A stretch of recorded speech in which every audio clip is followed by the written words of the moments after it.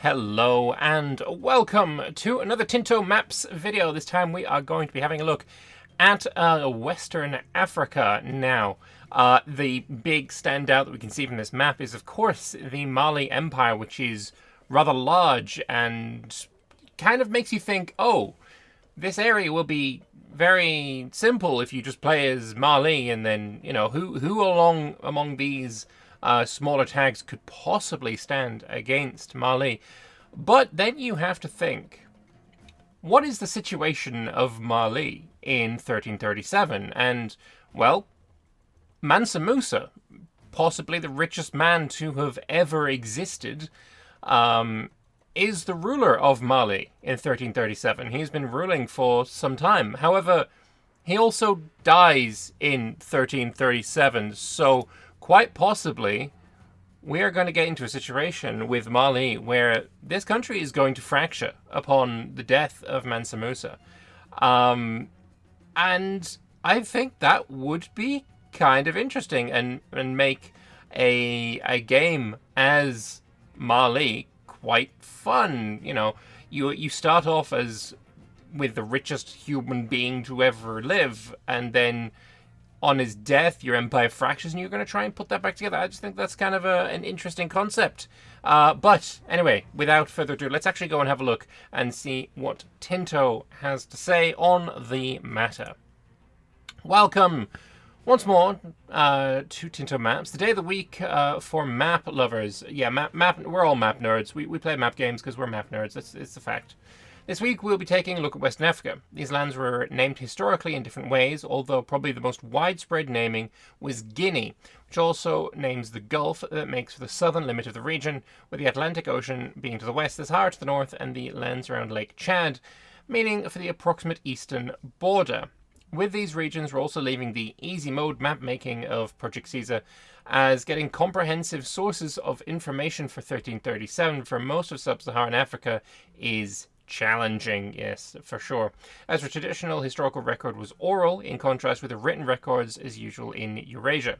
In any case, we did our best to depict the rich history and geography of the region and its diversity, which is stunning.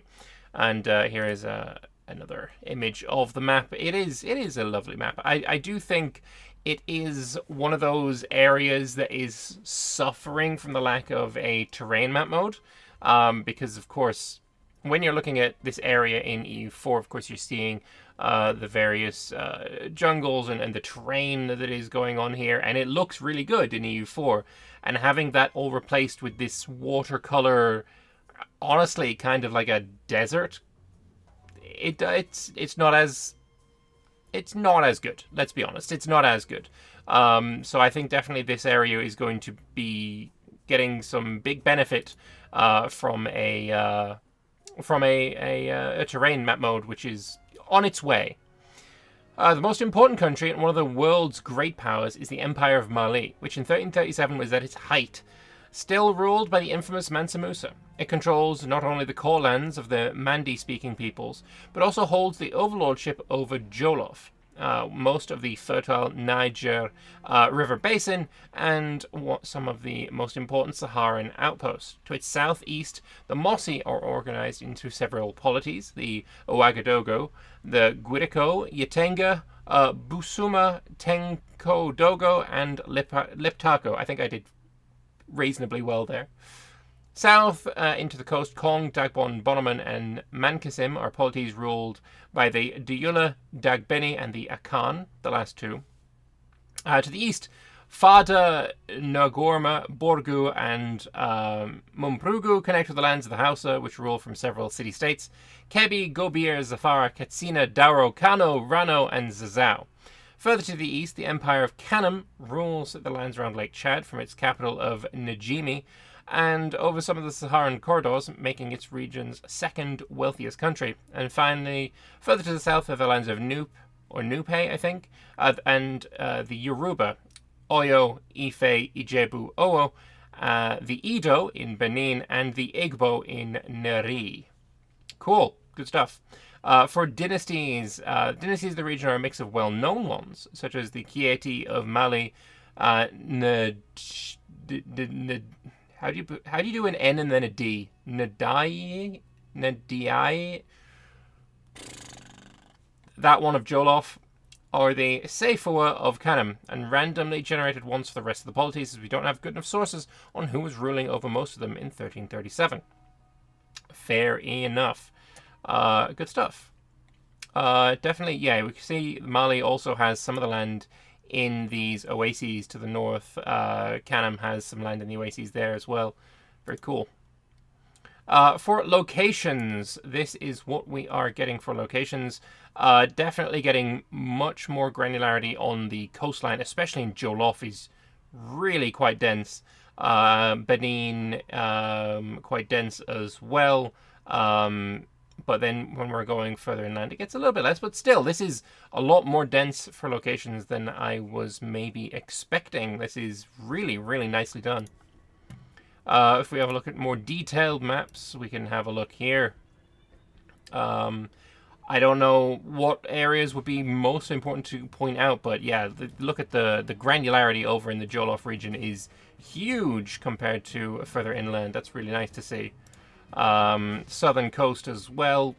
This is a ripe colonization potential for the majority, I would argue. And then further inland as well, looking real nice.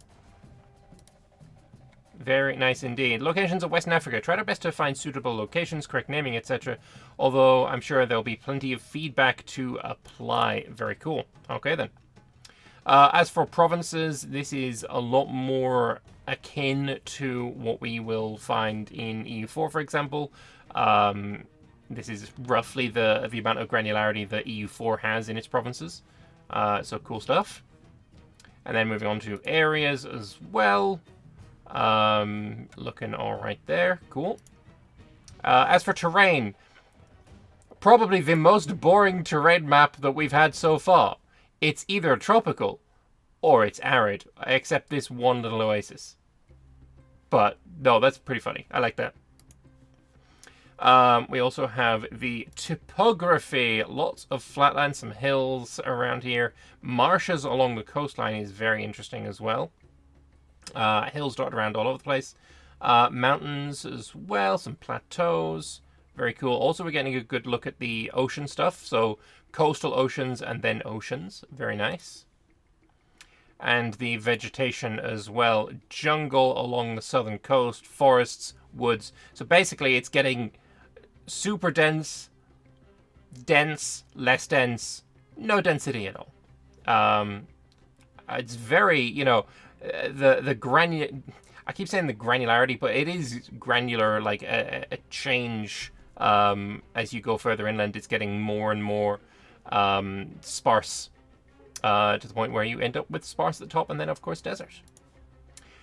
This week we have proper terrain map modes at the release of Tinto maps. Not much to say about them, though, as the climate and vegetation are pretty straightforward, being divided into arid and tropical, while the vegetation goes from desert and sparse beside the Sahara to increasingly more forested, until reaching the tropical jungles by the coast. The topography is not very fragmented, with the Guinean highlands and the Adouama Plateau being the most important landmarks. We now have natural harbours being added to the map threads as well, which I really love to see, and hopefully we'll get them added to previous maps as well. But definitely we're seeing the best maps being Calabar, we're seeing Elmina, we're seeing... Bugger only knows what that one is. I can't tell. It's two small letters. But yeah, no, definitely seeing some good natural harbours there. As with the previous, Tinto maps, or sorry, not Tinto maps, Tinto talks, where we first saw the natural harbours, they are work in progress, and they are very open to input on these and changing them to be better. Basically, there are some that they know they have missed, even when they showcased it, and they're accepting feedback on what areas of the map should be natural harbours, should be more represented in this map mode. So definitely, if you have any feedback and if you have a lot of knowledge about like the natural forces around this coastline, and you know that That's crazy. Why is why is Brass? Why is Brass not better? Like I've been to Brass. The harbor there is absolutely incredible. You know, that kind of thing. Definitely let them know, and they can sort that out. Moving on to cultures now, and this is kind of incredible, the amount of work that's gone into this, because as it was said at the earlier part of this dev diary, the history of this area it was passed down orally. It wasn't written down for the most part, and so getting a good sense of the cultures of peoples that lived here, like 700 years ago, is massively impressive. Massively impressive. I think they've done a really fantastic job. I may repeat that we tried our best to approach the region, taking into account that this was the first African region we completed around 3 years ago. When we renew it, we may add some more diversity, as we have now some more tools than the ones we had back in time. But I think it's the best way to read your feedback first to make sure we're on the same page. I think definitely I would have expected to see quite a lot more of these hash lines. It wasn't just a clean break, a clean line on the map between various cultures. There was definitely a lot of a more of a blend, I would say, in a lot of places. So I would expect in the next pass to see, some Mossy in Gurunzi and Dogon, and then, the same Gurunzi in Mossy, and lots more of this kind of thing over here. Like over here, this is what I would expect to see for the majority of the map. But yeah, I think even then they've done a really, really fantastic job with this. Looks great. As for religions, we have Sunni in the north, and then this is animist. I know that there's a lot of... When we saw the religion map way back when, animist was kind of hated on, but from what they said back then, and is more than likely still true now, is animist is still going through a phase of rework, and it was more of a placeholder before they got around to fleshing it out. And they say here, take the map as very work in progress. The Sunni animism division is kind of accurate, with the expected division for 1337. Islam would later on advance more to the south, but we think this is the best for this date. What we have yet to do is divide the animism population into some of the regional variants. We already have plenty of data, but we want to read the feedback on it first. So, yeah, take this red bit with a bit of salt, and also if you have some information, some feedback to give on, what kind of religions the peoples here were involved with, then, definitely pass that information on. Moving on to raw materials. And I think this is very interesting, right? First of all, if we go back to this map, all of this here is completely uncolonized. It's uncolonized. There's nobody here. Well, I mean, there's populations here, but they are not underneath any empire, any polity, any country. And say the Portuguese, the Dutch, the English, the French, the whatever that goes down here and colonizes. In EU4, you would have there wouldn't be a trade good there at the start. There would be a chance for various different trade goods to appear. Here, it seems that is not the case. You will be getting rice. You will be getting fish. You will be getting sand and legumes. I think this is wild, though, right? Because this is, of course, the Gold Coast, the Ivory Coast. I mean, there's some gold inland. There's some ivory inland, but there's none along the coastline. So it makes me think: are they maybe making it so that these places being called Gold and Ivory Coast is because they traded with the goods that were further inland, and this is where they set up their shops, and I say shop, but set up their trading posts and got gold out, and that's why it got named the Gold Coast and the Ivory Coast, that's where they got out these goods.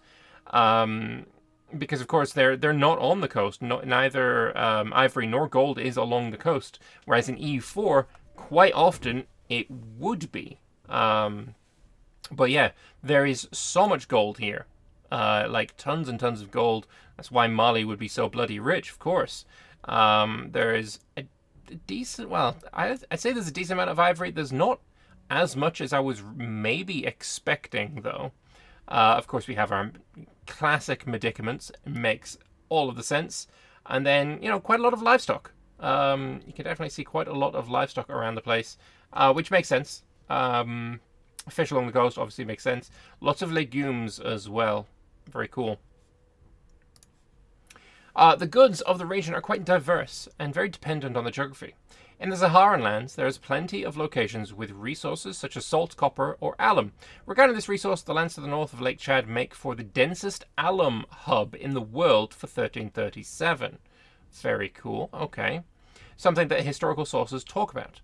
Livestock is king in the Sahelian lands, and while there are plenty of agricultural goods in the Niger River basin, the region is also full of luxury goods, of which gold is the most relevant, as being the biggest supply of this metal to the Mediterranean and Europe in the late Middle Ages, whilst also having others such as ivory, gems, or spices, which this region are portraying some goods such as cola nuts or malagueta pepper. Finally, the coasts of the Gulf of Guinea have plenty of fish. Maybe the only type of good that is not very abundant in this region is metals, as having some iron, tin, etc.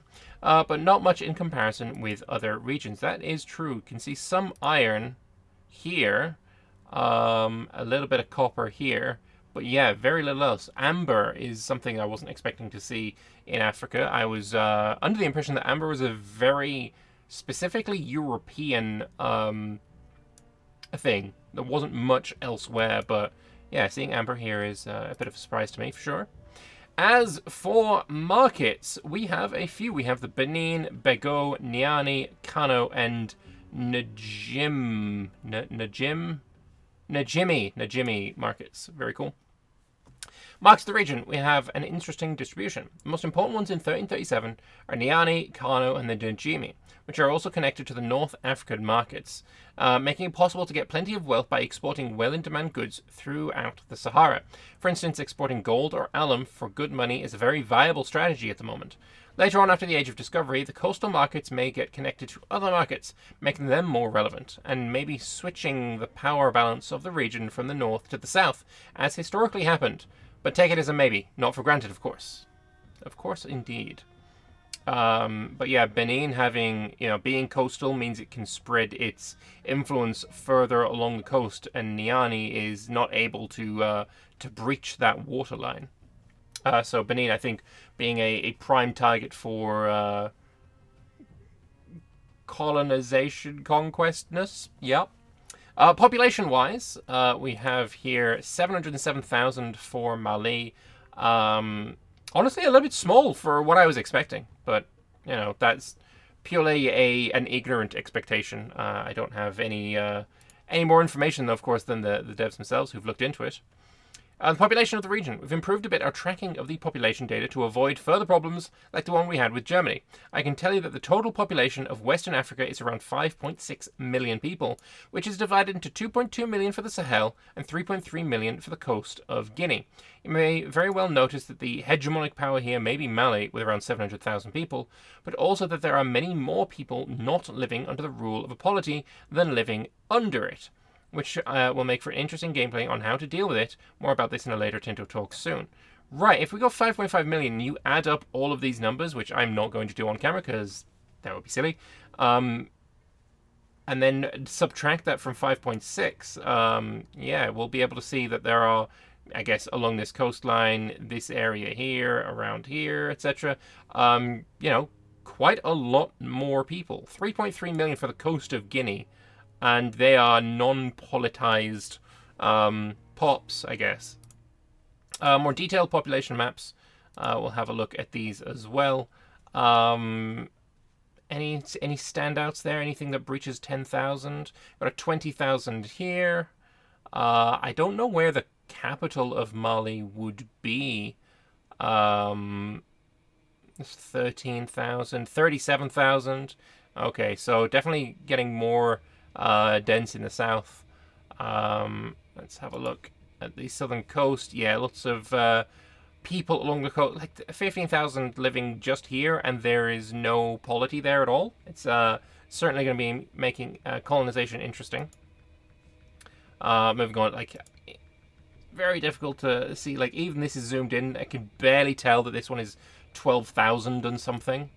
But yeah, higher populations here as well. Very nice. And then further inland, we have more populations. Very cool. Let me know if you see something there that stands out to you. Speaking on that, I've sad news that next Friday there's a bank holiday in Spain, so there won't be a Tinto... No! No! The next one will be on Friday the 23rd, and they'll be taking a look at Eastern Africa.